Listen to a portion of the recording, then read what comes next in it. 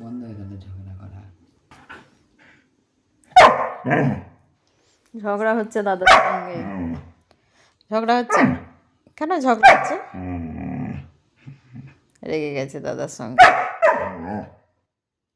কি বলা হচ্ছে দাদাকে? রক্সি, কেন এরকম করছে আমাকে? এরকম কথা হচ্ছে নাকি রক্সি? আমি তো সারাদিন চুপচাপ ছিলাম, এখন একটু খেলছি, কেন এরকম করছিস? আমার সঙ্গে খেলছিস না কেন?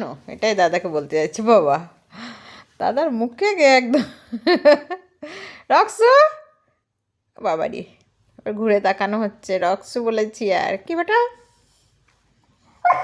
হ্যাঁ, কোথাও নিয়ে যায় না, আবার ওরকম করছে। হ্যাঁ, বুঝতে পেরেছি আমি তোমার কথাগুলো।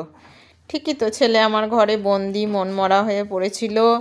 তারপর দাদা সন্ধ্যেবেলায় বাড়ি এসেও দাদা খেলছে না, ওই জন্য রেগে গিয়েছে দাদার ওপর।